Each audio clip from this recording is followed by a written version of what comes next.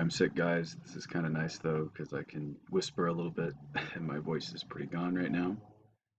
But in this section, which is chapter 8, we're going to be talking about populations. And so, what exactly is a population? What does a population mean to you? A population is a group of individuals of the same species which all inhabit the same area.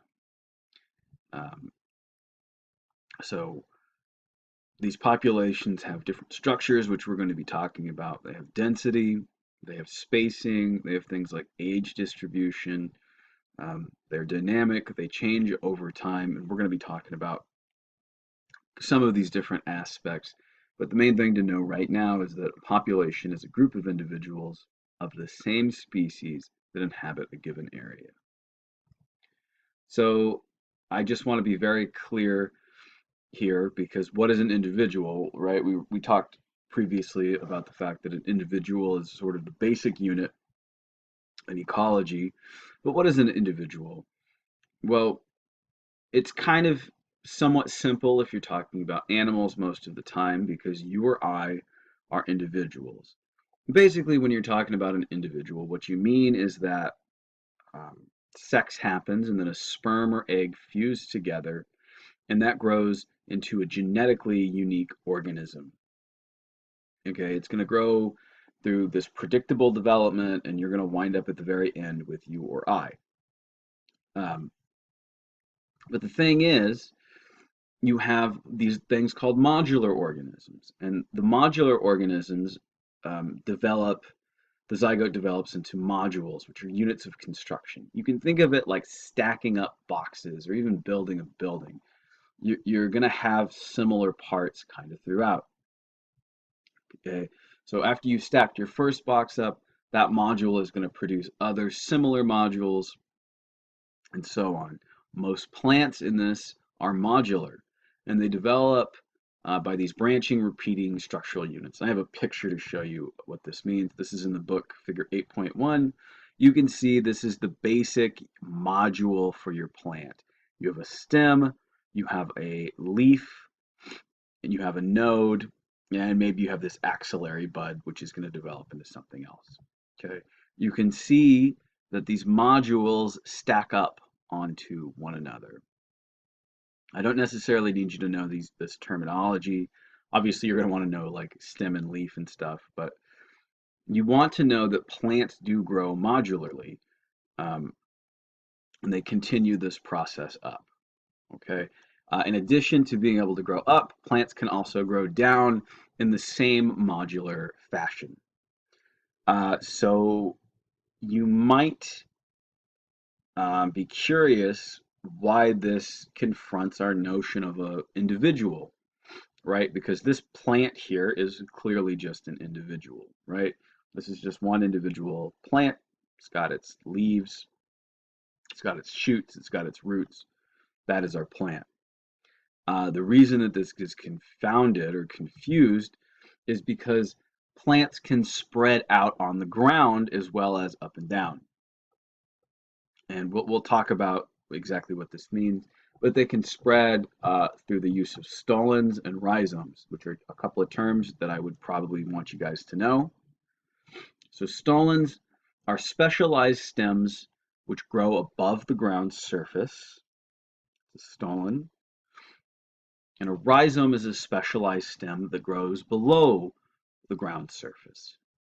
And so you still might be wondering, well, I still haven't lost the notion of an individual yet, but these lateral structures can then grow and produce things that appear to be new individuals when in fact they are just part of the same original organism.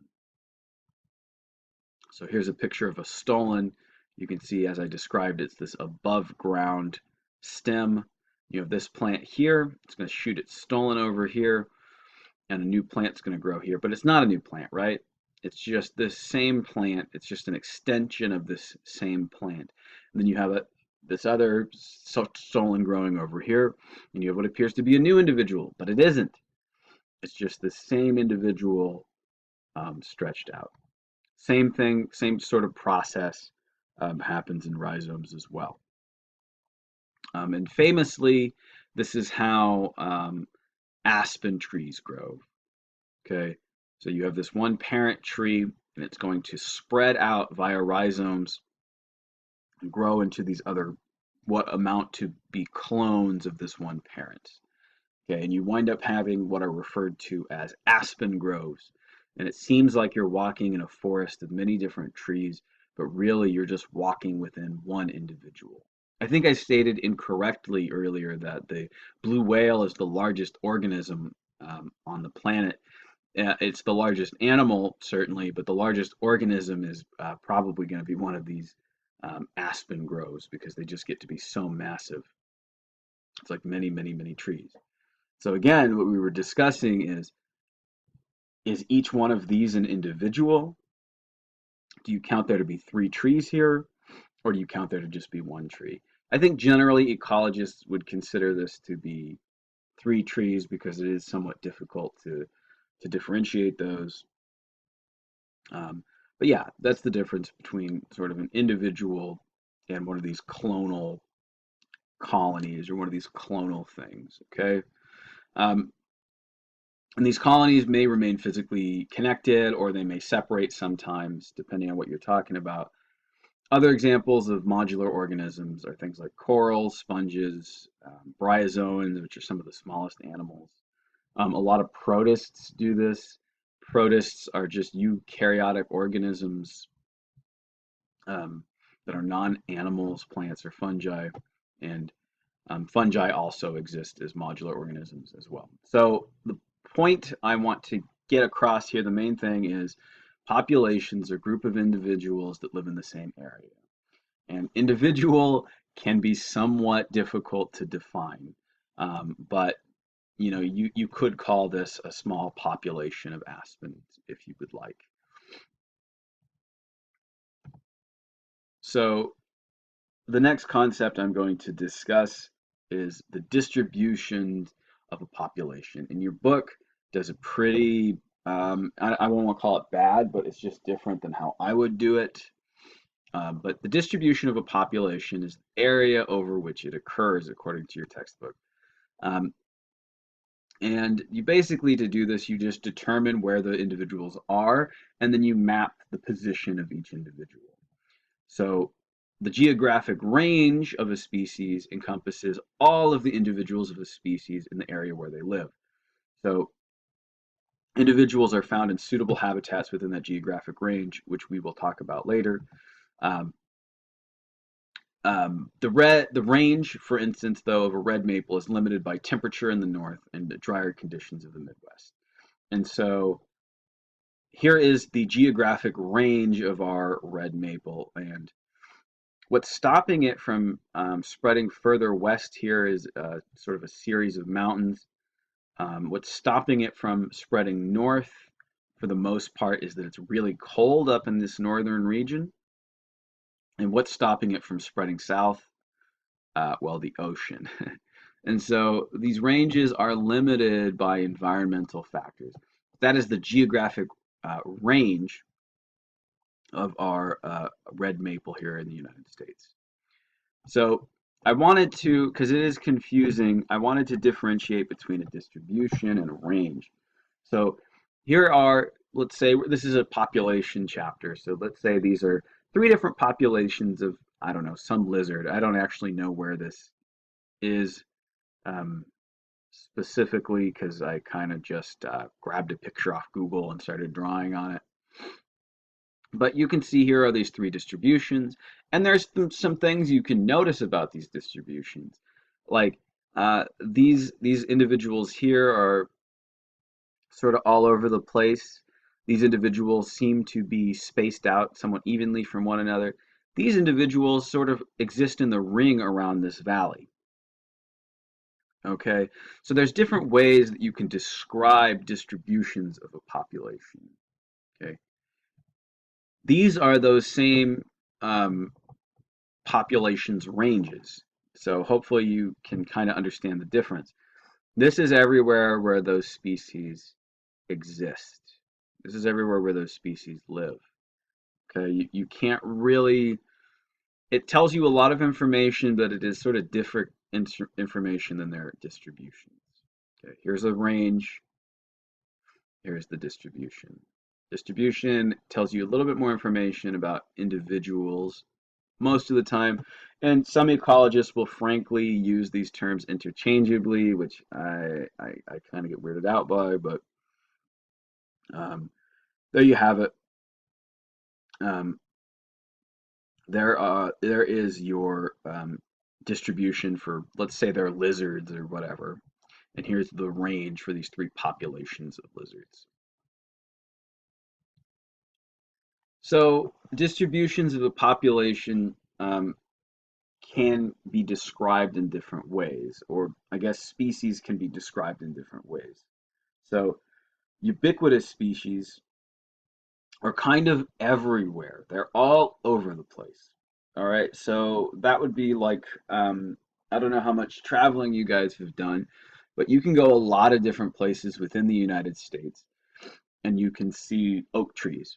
Oak trees are all over the place, all throughout. Well, not as much in Hawaii or in Alaska, although I think there are some in Alaska. But in the lower 48, oak trees are ubiquitous. They're very ubiquitous. They are all over the place. Some species, though, are endemic, which means that they are geographically restricted to one particular area. So endemic species like this thing here, which is the shale barren evening primrose, um, it has a specialized habitat requirement. It needs to live in a very, very particular area, and that often happens with endemic species. I'm sure you can see the logic here, right? Ubiquitous species are all over the place because they don't really care as much necessarily about where they live. Endemic species have a restricted distribution because they need to live in a particular area. So this is the, like I said, the shale barren evening primrose. It's only found on hot uh, shale barren environments. Okay, so it has to be rocky, and so it's only found in certain very, very specific places, like right here through Virginia. So what other barriers could you think of apart from things like having to have a very, very specific region or, you know, or a very, very specific habitat, I should say, or like running into an ocean? What else can you think of? Well, there's lots of other geographic barriers, like mountains. There are rivers, bodies of water, lakes. There are large regions of unsuitable habitat, like deserts. Interactions with other species can serve as barriers. So things like competition or predation. If you're a squirrel, for instance, and you have a particular range, and anytime you go outside of that range, a hawk that eats you lives there, it's going to be very difficult for you to live there. Or if you try to go outside your range, but there's another species of squirrel or another even population of squirrel that doesn't like you, it's definitely going to be very problematic for you. So the sort of suitable habitat um, is defined by a range of factors. And because of this, it means that individuals are not distributed equally across a geographic range, which is where the distribution comes in. Uh, they are only found in suitable habitat within that range. Okay. Um, so again, different things can define what's suitable for you. So let's say again we're a bunch of squirrels and we live on either side of a river. Obviously, we don't live inside of the river itself, right? So our range encompasses the river, but within that range, we're not actually going to be living in the river. Okay. So the next thing I want to talk about is the fact that the distribution of a species can be described at different spatial scales, everywhere from sort of global to local.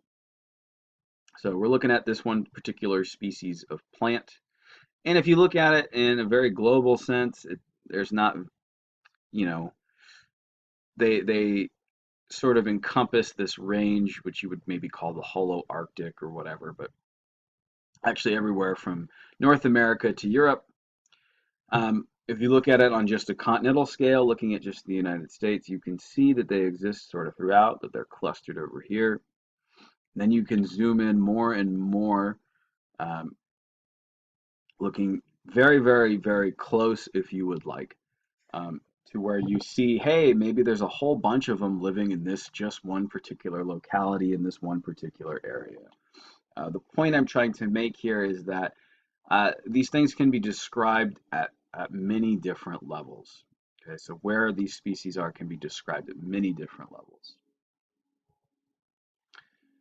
Um, so kind of as we've been discussing, the environment is heterogeneous. It is not the same everywhere, right? So most populations are divided into subpopulations because of there's not suitable habitat for them to all live. And I'll show a picture of this in a moment, but like I was describing before, let's say we're squirrels living on either side of a river, that would make us into sort of two subpopulations. Okay, if you put all of the subpopulations in an area together, we call that the metapopulation. These subpopulations are separated, but they are connected because individuals will sometimes move between them. So for instance, it depends on kind of the scale that you're looking at these things. But let's say we're talking about the Central Valley population, right? So you've got everywhere from like, I think Reading up north to Bakersfield down in the south, and not everywhere is suitable for us to live. And so we form these sort of subpopulations that maybe could be classified as cities. Okay, so then we could talk about the Central Valley metapopulation, which would be like Modesto, uh, Turlock, and Merced, or whatever. Okay, these are subpopulations that are spatially separated, but individuals do move in between them. They do connect them. So subpopulation is just kind of like one more level of differentiation that you can use. I'm probably not as worried about this notion of subpopulation and metapopulation, but it's something that you should have in your back pocket. It's something you should be prepared um, to know what I'm talking about without getting totally lost. So here's a great example.